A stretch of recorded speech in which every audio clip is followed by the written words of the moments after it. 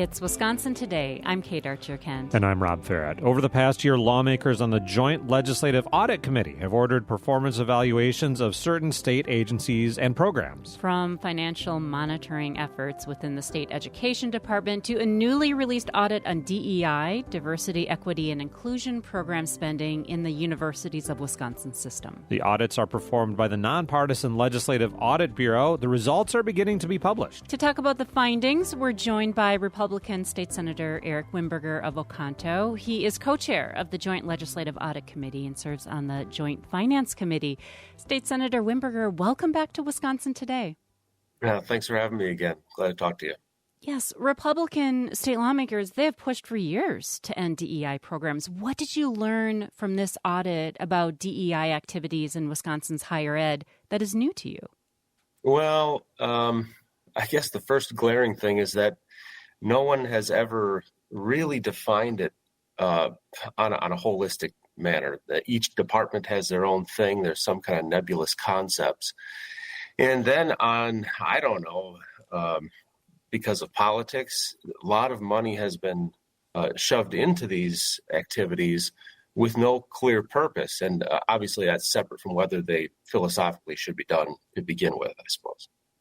How do you feel about what you're seeing in this audit in terms of what is actionable to you as a state senator? Sure, it's real difficult. Because they'll hide it in their normal affirmative action policies that have been around since the 70s. So you'll have people who do those things, but then for a quarter time are supposed to do DEI, and this is all related to, at least on the non-UW side, is related to Executive Order 59, specifically on DEI.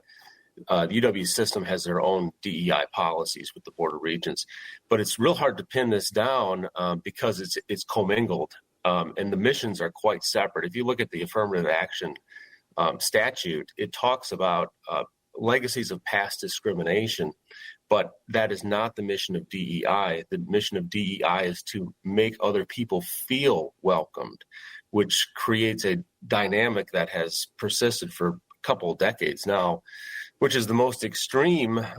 Just say they don't feel a certain way, and then they cajole additional programs, their own things going on. So there's no real end game, and there's no tracking of it, and there's no definitions. It's real tough. So in a statement, UW President Jay Rothman said the audit numbers are, quote, old and cold, and that for more than a year, the UW has been taking action to reduce and reorient DEI positions toward individual student success. So is this audit evaluating a previous version of the UW that is not reflective today? Well, I think that's an interesting phrase. I don't know if it's old and cold, but it's the audit does a snapshot in time. Obviously, it's not a continuing report. So, if you recall, a couple years back was the whole debate over the engineering building and the DEI positions there. Yeah. So, I guess I wouldn't be totally surprised if there's some inaccuracy because of a continuing effort to comply with that agreement. But nonetheless, there's more going on, and we can pare it down. It's not like it's for sure, but it's certainly a good starting point to have a discussion. We can pare it down. What do you mean by that? Well, perhaps there are some things being done at the UW system that are taking care of the problems that we find out in the DEI report. So this snapshot that comes with an audit, certainly things are dynamic, and I don't think the legislature would overreact. It will certainly work to find out what's going on.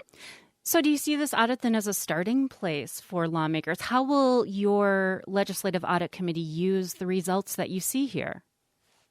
I think that the Audit Committee is the starting place for a lot of things. We do investigation and oversight to try and find problems or at least investigate things. And if people don't think the thing going on is a problem, I guess you don't do anything about it. But we expose the things going on in government, and we have no really authority beyond that. So other legislators, or perhaps myself, I'd come up with a bill to address something that might be in an audit, in this one or any other audit. Will you do that? DEI is a real slippery concept, and I certainly would like to give it a shot, but I think it's too early to say anything more definitive about how I might respond. Obviously, there's budgeting going on right now, so we'll see what we can come up with. But because the concepts are so nebulous and everything is commingled, it will require some hard dissection of what's what with some finite terms and goals. Looking at this other report that came out, the Legislative Audit Bureau, on its findings on DEI activities within the Department of Administration, which monitors and supports the DEI activities of most state agencies. In that report, Secretary Kathy Blumenfeld said in the letter to the Bureau that most of the costs are tied to programming that is not easily separated from the state's legal obligations, nor is it easily separated from other human resource best practices. So what does this particular audit illuminate to you? Well, I don't think that, just like the UW audit, this is a lot of the same things. I don't think that it can't be separated or figured out. There's been a deliberate act to commingle it. So while you in some ways you can dissect it, in that there is no particular DEI plan for a department, but there they are sending people on trips, trainings elsewhere that you can figure out how much those things spent. But in other ways, they're taking their normal non-discrimination people, which is great, but then having them work a quarter time on something that isn't related to non-discrimination. Really, it's actually a discriminatory policy. And how do you? The auditors basically said, well, if you work a quarter of your time on that by the standard, then we're just going to count your salary, a quarter of your salary, as what the value of that is. But obviously, we're not going to necessarily terminate that person because they're doing things that you do want them to do as well. So how you figure that out, by reduction of staff naturally, or just having them do the tasks that they used to do prior to this Executive Order 59, I think is going to be the way to go. Talking with Republican State Senator Eric Wimberger, co-chair of the Joint Legislative Audit Committee, about recent and upcoming audits that assess the performance and finances of certain state agencies and programs. Turning to an upcoming audit here, a couple of the audits in progress involve Department of Public Instruction, one set to release this spring, examining how the state education department monitors the financial information of schools. What do you want to learn from this investigation? Oh boy, this one is really crucial to the largest budgetary expense we have. We spend $15 billion, 15% roughly of our entire budget on K-12 education. And what is the catalyst to this is that for 2 years, Milwaukee Public Schools were not doing their annual required auditing in order to come up with accurate numbers to plug into the school funding formula. So it got to the point where DPI decided to yank $80 million from them, and which was 10% of their budget. And you don't hear about that. I think that's astonishing, that a 10% cut in their budget, and no one bats an eye in the public here. But that went on, and so, but in that mix, before they cut the budget by 10%, Milwaukee was induced to pass a $200 million referendum on claims that the schools needed the extra money. So they passed a referendum. A month later, yanked the funding for failure to comply with the method that we use to find out what they need. And that's a terrible situation. So we got to figure out what DPI is up to, and coordinating with or holding people, school districts to account to make sure that they're getting accurate data and we're actually giving money to schools in a method that they need it.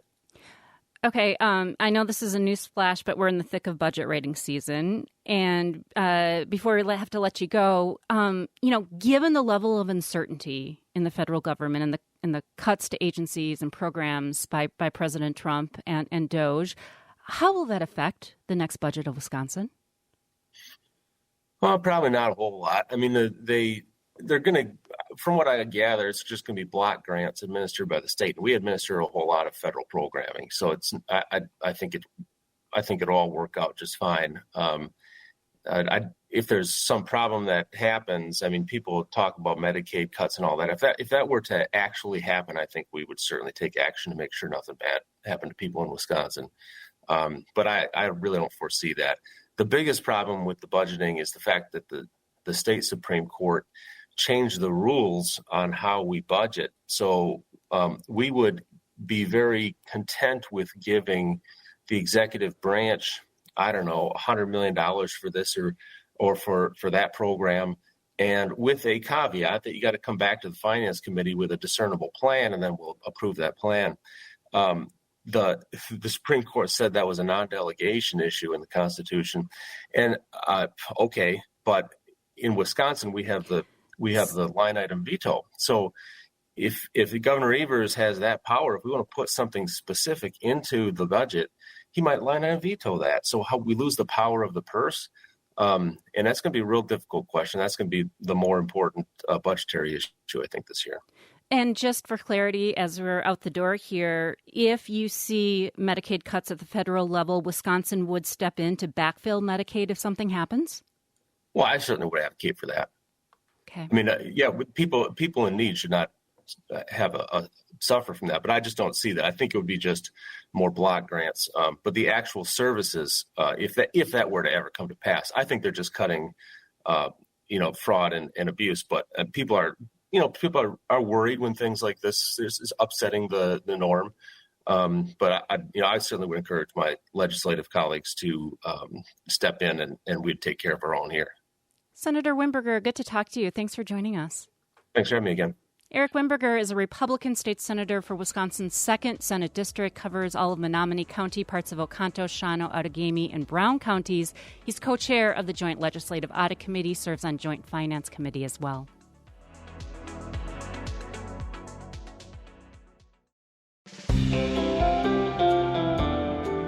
Coming up on Wisconsin Today, a UW-Madison professor works on authenticating a possible lost Van Gogh painting. The first time you look at it, you would say, "What? That's not a Van Gogh." Everybody knows what a Van Gogh looks like. It's a picture of a fisherman in a fur cap with a pipe, mending a net. An art world mystery ahead on WPR News.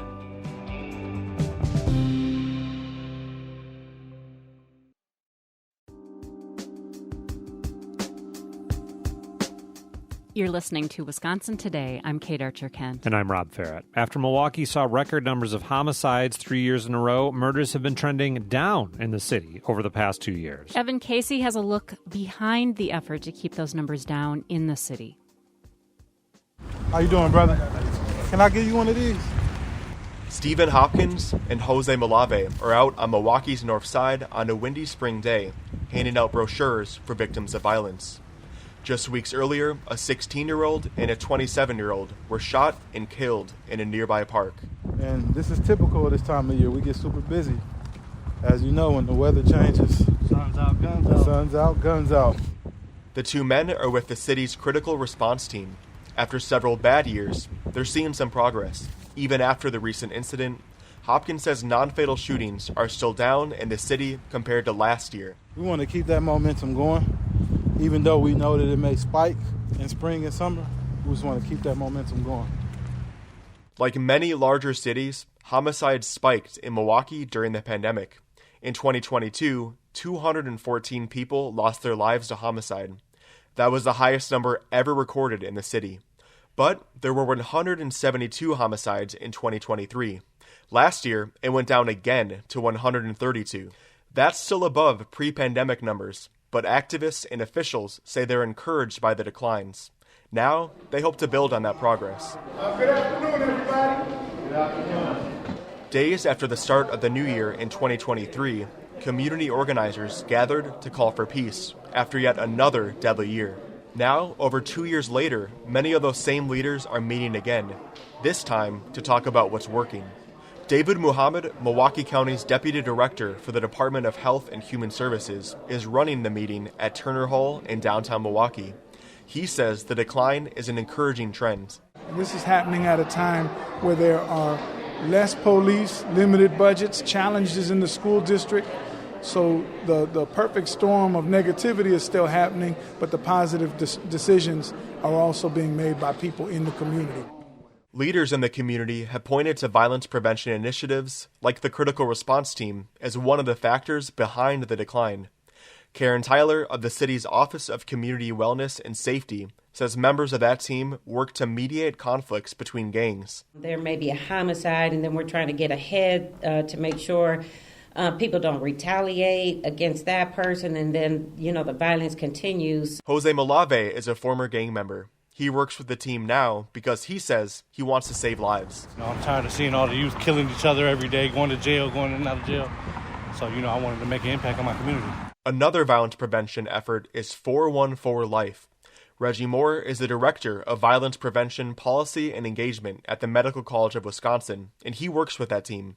He says members worked in a, quote, priority neighborhood last year and saw a decline in both homicides and shootings. Not just building relationships with business owners and residents, but also the young people hanging out on the corner, or the adults hanging out on the corner, or individuals, again, who are known, to be involved in things that could lead to violence in their lives. Although homicides are down in Milwaukee, they still haven't gone down to pre-pandemic levels. And as of this week, the city has had 2 fewer homicides in 2025 than it had at this time last year. Community activists like Tracy Dent saying there's more work that needs to be done. As the violence is a constant, the solution also has to stay as a constant. Even though sometimes you need to go back and reevaluate what works, what doesn't work, it still has to continue. Moore says the 2017 city plan aimed at addressing violence in the city needs to be updated. He called that the city's, quote, North Star to address the issue. Evan Casey, Wisconsin Public Radio. This is Wisconsin Today.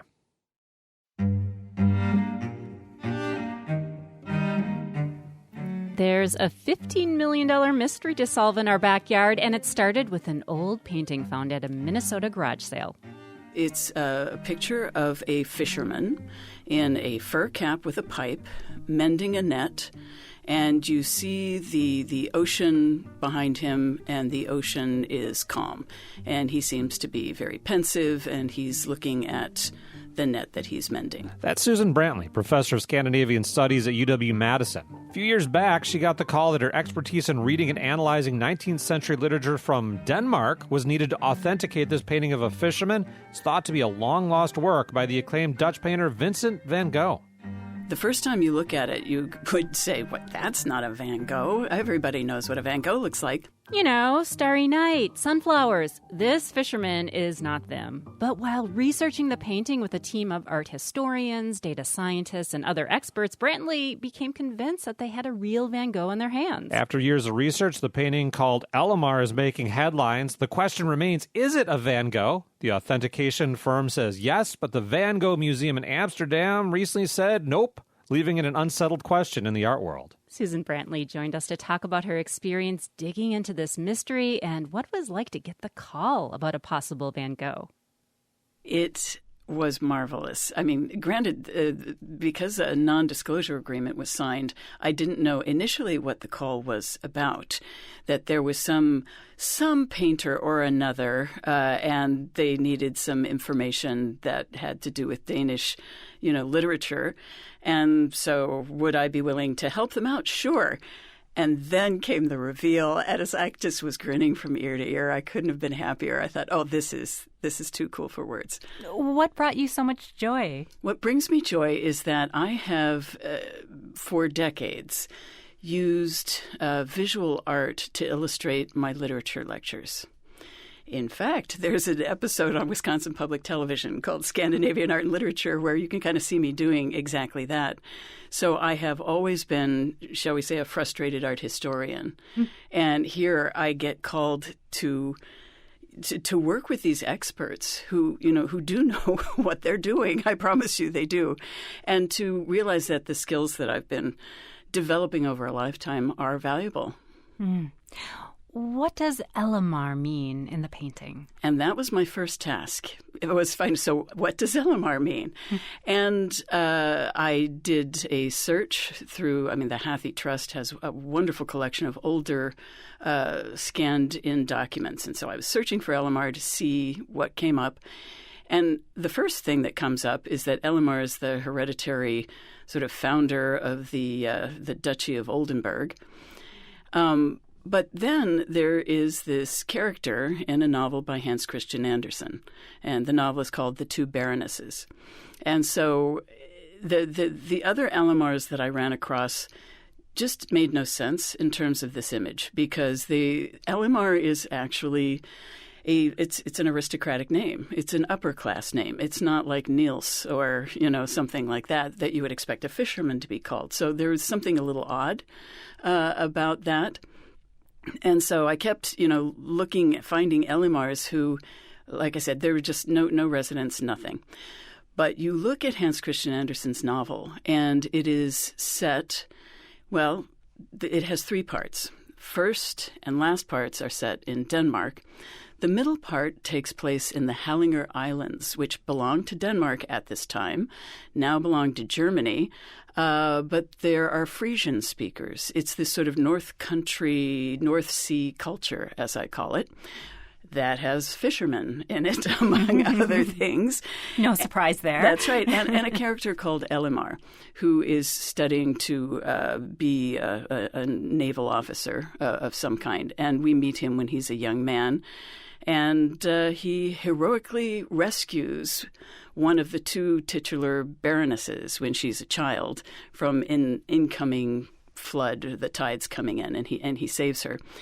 He is at the same time kind of a complicated. He's a bad boy too. He gets in trouble and does all kinds of things. But the impact is that Elizabeth, who is the will be a baroness someday character, just falls madly in love with him, gets this terrible crush on him, and thinks about him all the time. And so Elimar actually, whether he's on site for very long, he isn't really. But he's talked about a lot. He figures in Elizabeth's imagination in a number of the stories. And one of the more interesting stories about Elimar is that he has an ancestor who was prone to violent fits, and during a violent psychological fit, killed a person. And he ran away, leaving his wife and children to fend for themselves. And she worked, everybody admired her because she worked hard to feed her children and, pay the fine. And this went on for a number of years. And then the people noticed that she was pregnant. Oh my gosh, what's going on here? And they follow her, and they find that she, over these years, has been meeting her husband, who's been actually hiding out in the dunes for years. And this faithfulness of the good woman makes everybody forgive Elimar's ancestor. And he's restored to his position in society and becomes wealthy and prosperous, and they live happily ever after, right? Isn't that? That's how it goes. But how would Van Gogh be interested in this character? Well, because he himself was prone to these fits, right? The famous fit, Gogh is living with him in the Yellow House, and he has this psychotic break during which he cuts off his ear. And then he ends up in an asylum. And this was something that he had clearly struggled with his entire life. And so, at what point he read this story, I rather suspect he read it as a very young man, maybe even a child. But it stuck because here's someone who has one of these fits, and it turns out okay, that there's a remedy, that there's a way out of it. And so I think that makes this sort of Elimar figure a very attractive one. So, in a literary sense, then, my guess is you think that this is a Van Gogh. I'm completely convinced because of the stories that you can read into this image. One of the things that really got me excited, yes, I found Elimar. That's great. The next thing I was able to use my skills for was reading correspondence. I can read 19th century handwriting. Can you? That's not everybody who can. In Danish, no less. And there was a young Danish art student painter living in the south of France who met Van Gogh, Christian Morier Petersen. And so I read through the letters that he was writing home to his friend Johan Rode, who's also an art student and an artist, and not perhaps so coincidentally becomes known for introducing Van Gogh's art to Denmark. And so reading these letters gave me some insight into, what it was to be an art student, and that involves copying things. Making, either sketches or, quick copies for reference later. And so Christian Morier Petersen had saved his pennies and had gone to the south of France to become an artist. Maybe he had in his portfolio a copy of Michael Anker, who was so well known during the years he was an art student. Is that where perhaps Van Gogh might have seen this image in order to be able to replicate it later? Well, so that was very interesting. And that's my favorite theory. But then the scientific experts that the LMI group, who's the one who's been investigating this, they got together. They did an infrared scan. And so there are images not visible to the eye that you can see basically over either shoulder of the fisherman. On the one side is what looks like a boat, an empty boat that's been pulled up on the shore. On the other side is a sketch that rather looks like a woman, perhaps a child, and a cradle.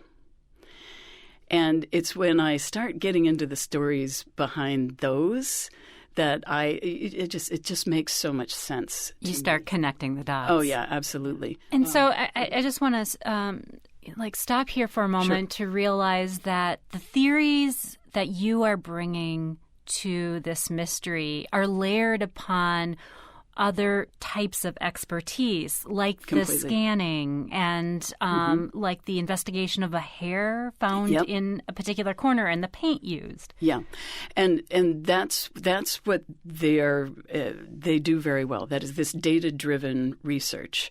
I'm a storyteller. Stories are my area of expertise, and everything they looked at, nothing disqualifies this painting from being by Van Gogh. That the patents for the paint colors, for example, are all of that era. They're not from last week or anything like that. So, and that's their business. And it certainly encourages me to have even greater confidence in the stories that I have found and can sort of relate to Van Gogh and his situation, especially if indeed this was painted while he was in the asylum after having cut his ear off. But the Van Gogh Museum in Amsterdam has said no, and it has said no again, that it is not authentic. What do you feel about that? How does that make you feel?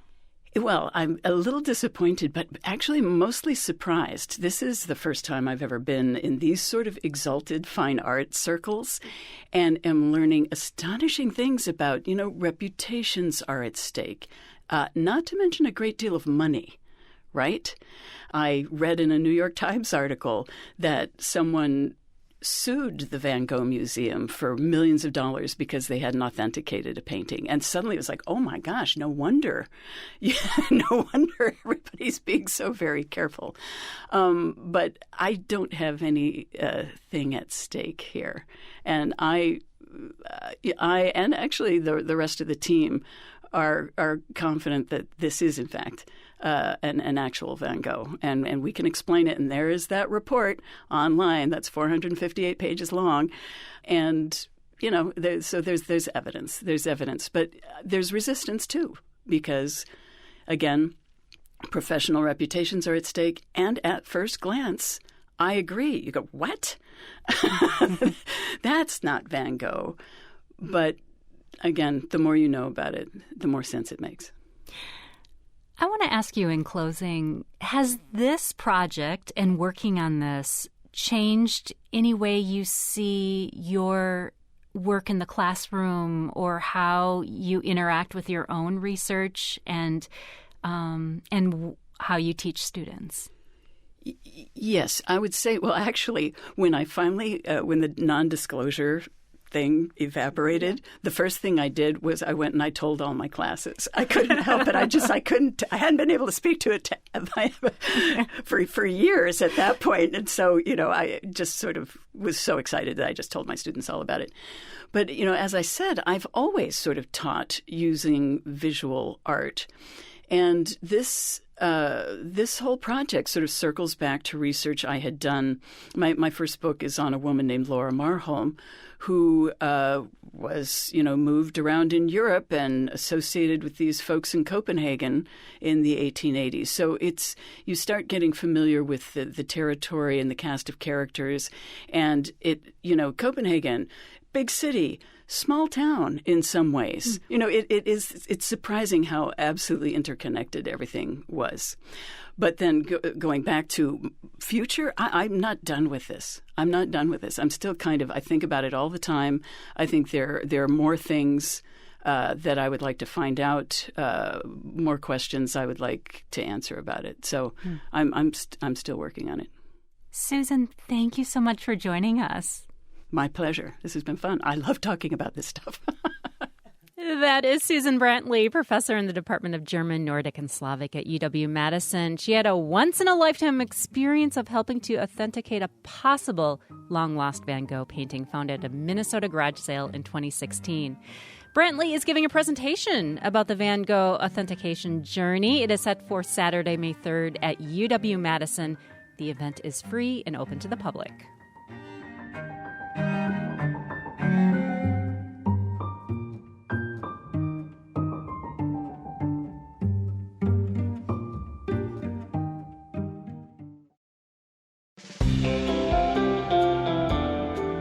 Coming up, meet Wisconsinites who navigate through nature with a compass and a map.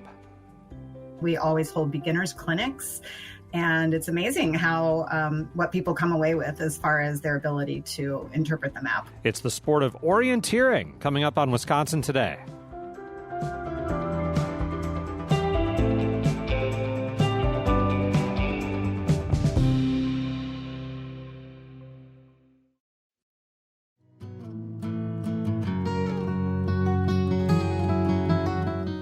It's Wisconsin Today. I'm Kate Archer-Kent. And I'm Rob Farrett. Orienteering is a sport where participants navigate through a natural landscape with nothing but a map and a compass, seeing who can complete a course first. It was created in the late 1800s in Europe, and now it's catching on in the U.S. To learn more, we're joined by Wisconsinites helping to grow the sport. Susie Madden is co-president and mapping director of the Badger Orienteering Club and president of On the Map, a nonprofit dedicated to introducing more people to the sport. And Tom Southworth is secretary of the club. Tom, thanks for joining us.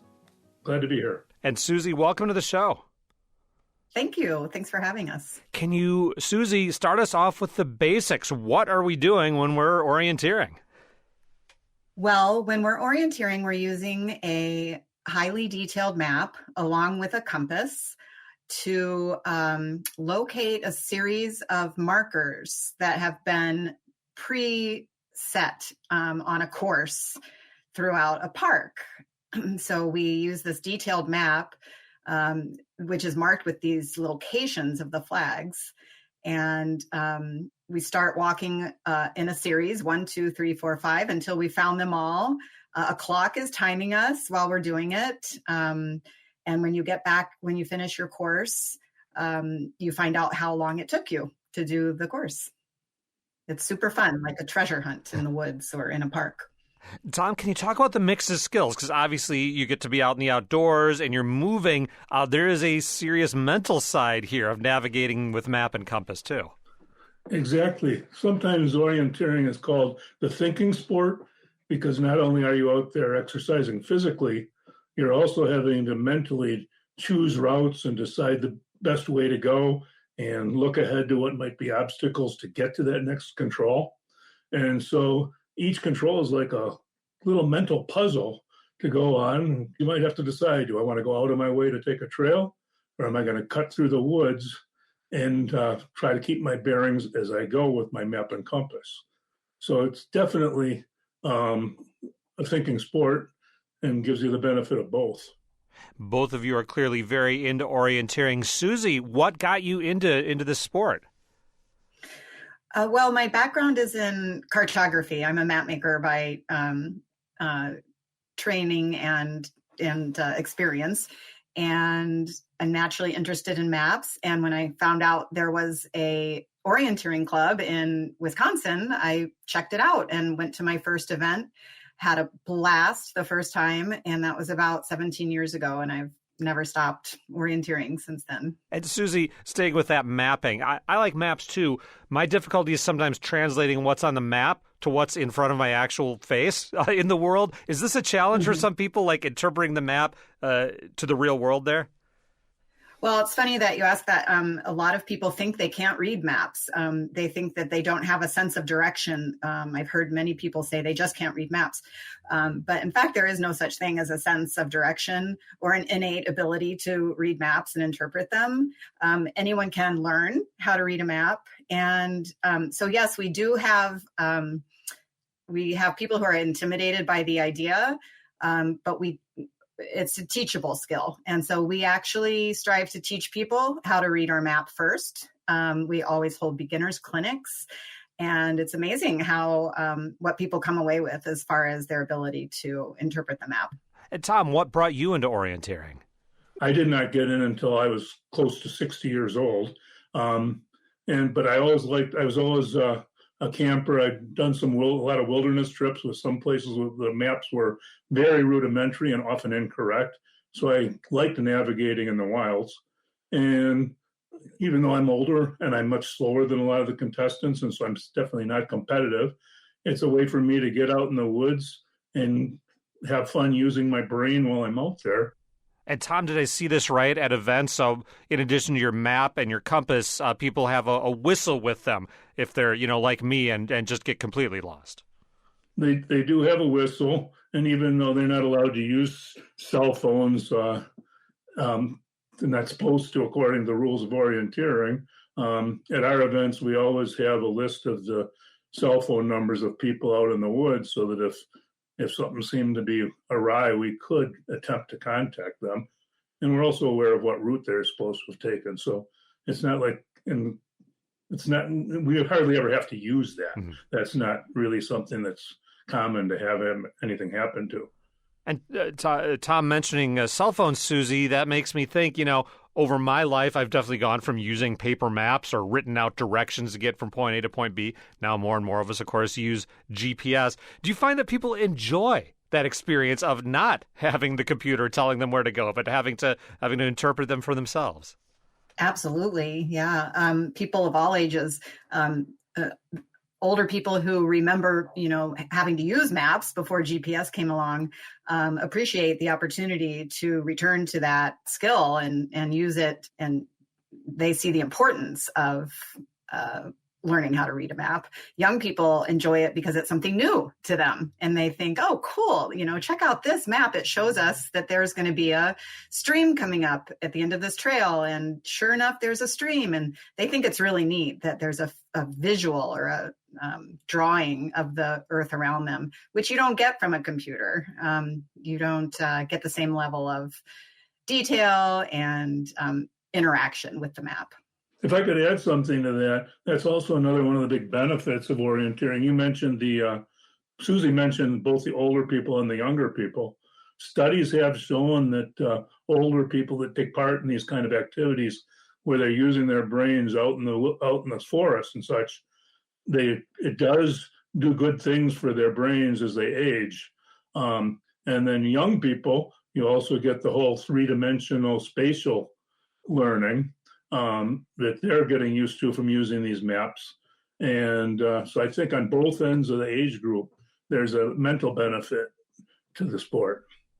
We're talking about orienteering in Wisconsin. We have Tom Southworth and Susie Madden with us. They're both with the Badger Orienteering Club. Susie is also president of On the Map. That's a nonprofit that helps bring orienteering to more people. Tom, you had your first event of the season. I understand at Blue Mound. I was looking at the results on your website. How'd the event go? Well, I think the courses were great.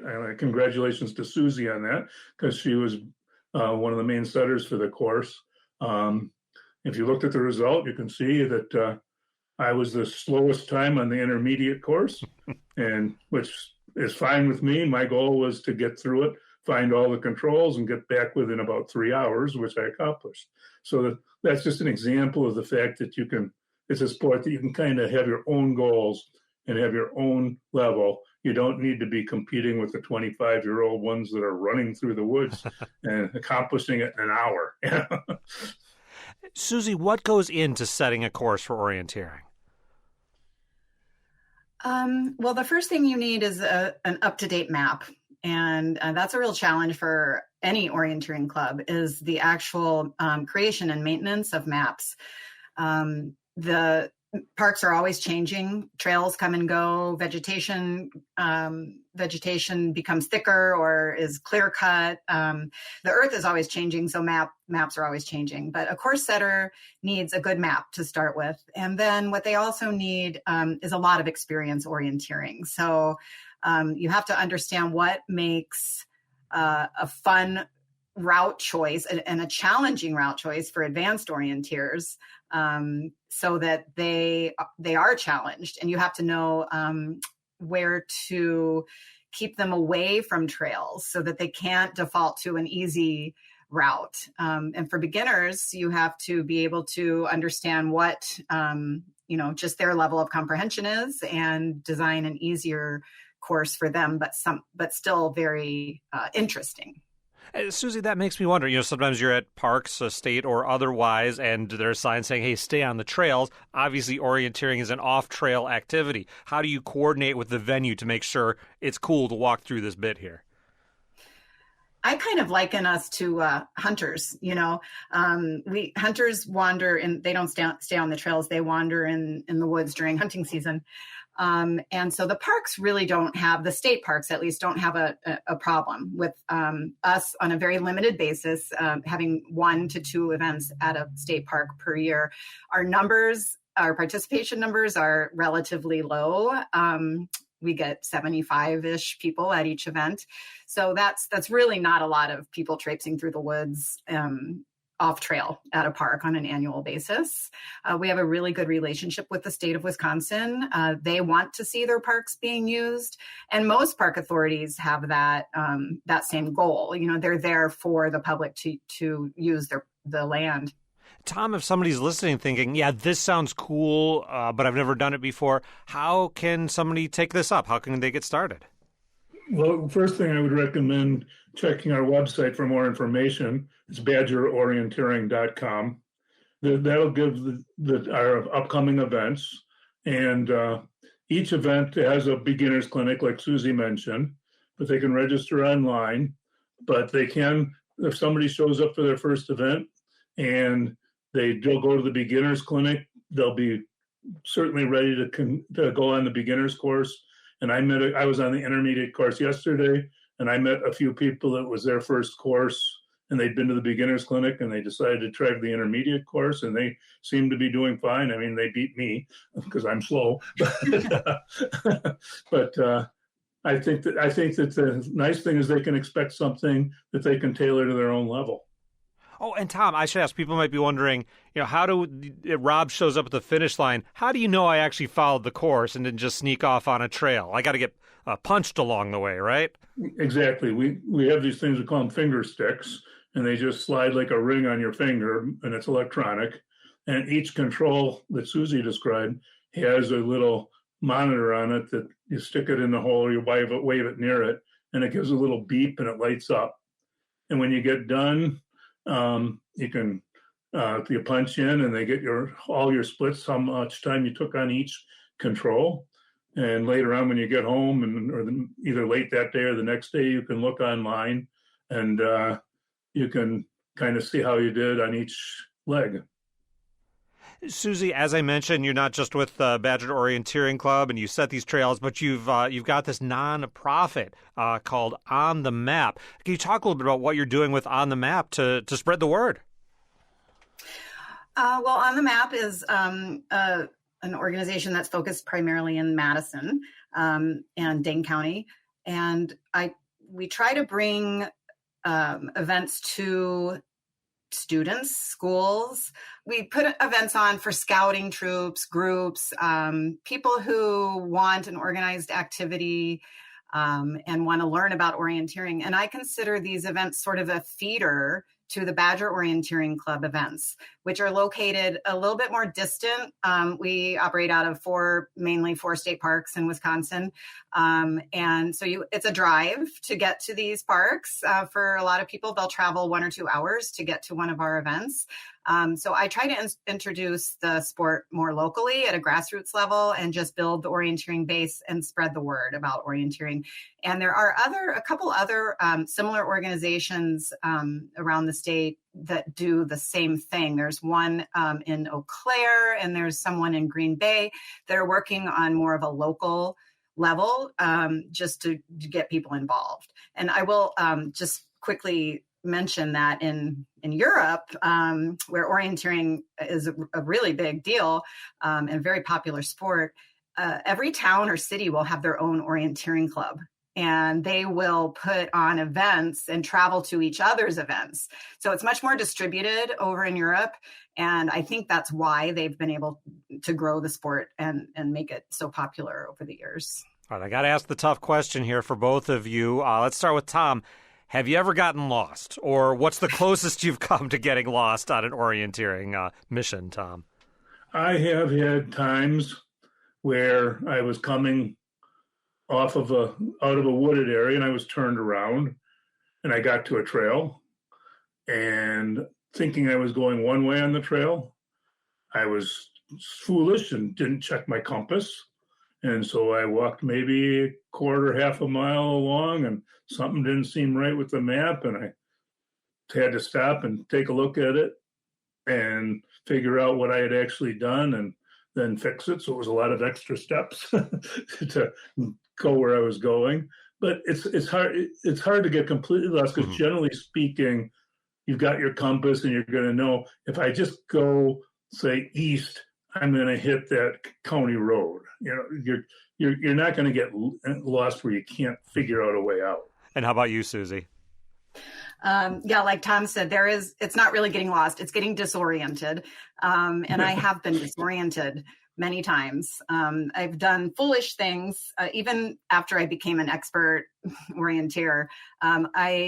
When I'm out on the course, maybe halfway through a 2-hour course, my brain gets tired as well as my body. And so I have turned myself around in the wrong direction, maybe had my map pointing south instead of north, and have walked to the edge of a cliff thinking I was walking to a road.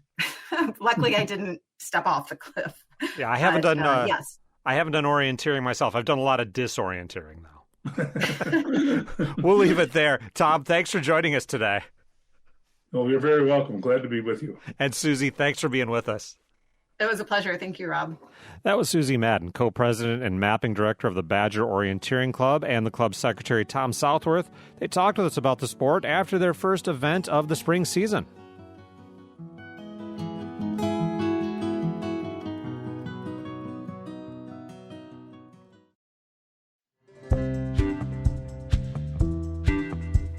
Green Bay will be at the center of the football world in 1 week with the kickoff of the NFL draft. And that's going to bring a lot of visitors and attention to the region, and we want to hear from you. If you live in the area, are you looking forward to the event? Do you think it's going to bring more business to your workplace? Do you watch the NFL draft each year? Are you excited it's in Green Bay? And are you going to see the event in person? You are on the clock. We want to hear from you now. Email wisconsintoday@wpr.org, or you can call or text to get in touch at 888-642-0232. That's 888-642-0232.